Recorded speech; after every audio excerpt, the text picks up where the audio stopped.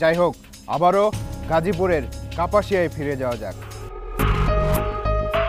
গাজীপুরের কাপাসিয়া উপজেলার বীর উজিলি বাজারের আমতলী মোড়, কাপাসিয়া কিশোরগঞ্জ মহাসড়কের পাশেই এই সাগর হোটেল। রাস্তায় চলার পথে বাস ট্রাকের ড্রাইভার এবং যাত্রীরাই এই হোটেলে খেতে আসে। হোটেলটা দেখতে সুন্দর না হলেও এখানে ক্রেতা থাকে নিয়মিত। খাবারের স্বাদও নাকি ভালো। আমরা হচ্ছে এখানে যারা আসছে সবাই ড্রাইভার, ঠিক আছে। আমরা একটা বিয়েতে আসছি, এখানে হিন্দু বিয়ে, তো ওই বাড়িতে আমরা খাই নাই, যার জন্যে মানে হোটেল খুঁজে পরে এখানে পাইছি এখানে। কিন্তু তালাশ টিমের কাছে অভিযোগ আছে, এই হোটেলের মালিক জাহাঙ্গীর আলম খাসির মাংসের নামে শেয়ালের মাংস বিক্রি করে। বাড়ির পাশের জঙ্গল থেকে ফাঁদ পেতে শেয়াল ধরে প্রায় খাসি বলে শেয়ালের মাংস বিক্রি করে সে। তাহলে তো এটা খুব খারাপ কাজ। এটা তো মনে হয় উপায় আছে নাকি?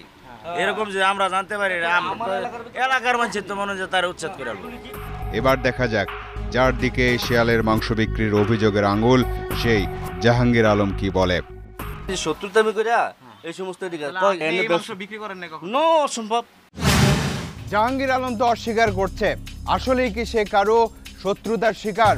কিন্তু শেয়ালের মাংস বা চামড়া ছাড়ানোর ভিডিওতে তো আমরা তাকেই দেখেছি, নাকি অন্য কাউকে দেখলাম? ঘটনা কিন্তু এখানেই শেষ নয়। তালাশ টিম গাজীপুরের কাপাসিয়াতে অনুসন্ধানে যাবার অনেক আগে থেকেই শেয়ালের মাংস বিক্রি করার অভিযোগ জাহাঙ্গীর আলমের বিরুদ্ধে।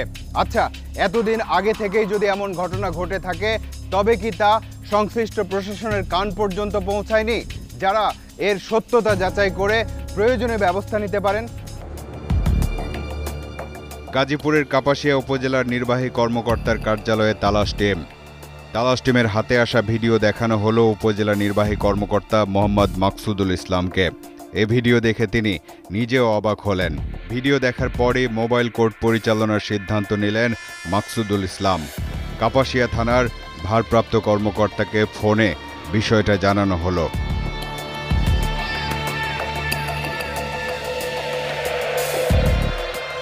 মোবাইল কোর্ট কিছুক্ষণের মধ্যেই রওনা হলো সাগর হোটেলের উদ্দেশ্যে।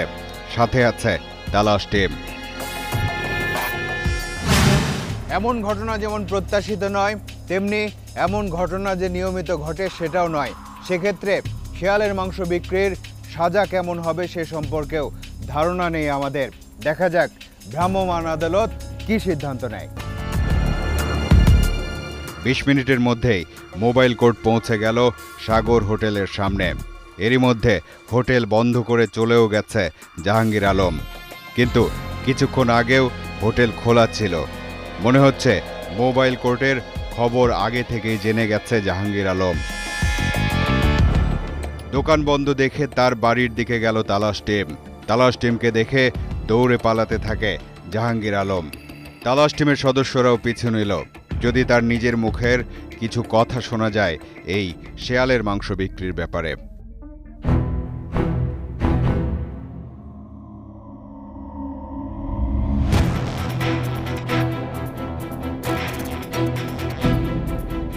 কিন্তু শেষ পর্যন্ত দৌড়ে অনেক দূরে চলে গেল হোটেল মালিক জাহাঙ্গীর আলম।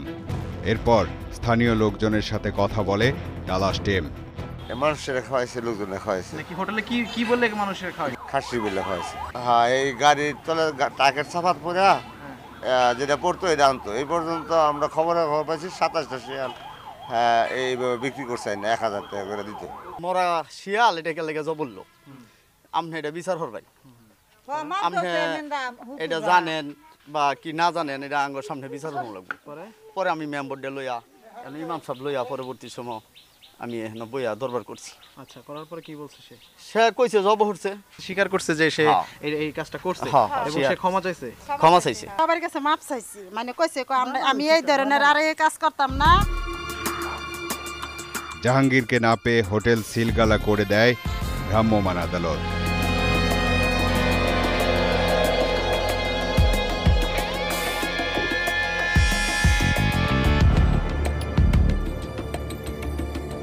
তাৎক্ষণিকভাবে ঘটনাস্থলে উপস্থিত হই এবং ঘটনাস্থলে উপস্থিত হওয়ার পরে আমি ব্যক্তির খোঁজ করি এবং ব্যক্তি পালিয়ে যায়। আমরা তাৎক্ষণিকভাবে হোটেলটি বন্ধ করে দিই। শিয়াল জবাই করেছেন এবং তিনি যেহেতু স্বীকার করেছেন, সুতরাং তিনি অপরাধী। আমরা যেহেতু মানুষের ভোক্তা অধিকার সংরক্ষণ আইন আমাদের দেশে প্রচলিত আছে, সুতরাং ভোক্তা অধিকার সংরক্ষণ আইনের মাধ্যমে তাকে আইনে আনা যাবে এবং স্বাস্থ্য ঝুঁকিমূলক যে কোনো খাবার পরিবেশন করাও যে কোনো মানুষের জন্য গৃহীত অপরাধ। সুতরাং আমরা তাকে অবশ্যই ফাইন্ড আউট করব এবং তার বিরুদ্ধে যথাযথ আইনি ব্যবস্থা নেওয়া হবে। এমন ঘটনা ছোট করে ঘটলেও মানুষের মনে বড় প্রভাব পড়তে পারে, কারণ বাংলাদেশের বেশিরভাগ মানুষ এমনটা কল্পনাই করতে পারে না। অনুসন্ধানের এক পর্যায়ে এক ব্যক্তি বলেছিলেন এখন পর্যন্ত প্রায় 27টি শেয়াল জবাই করে তার মাংস বিক্রি করেছে জাহাঙ্গীর আলম। এটা যদি সত্যি হয় তাহলে যাই হোক, এই শেয়ালের মাংস নিয়ে আর ভাবতে চাচ্ছি না।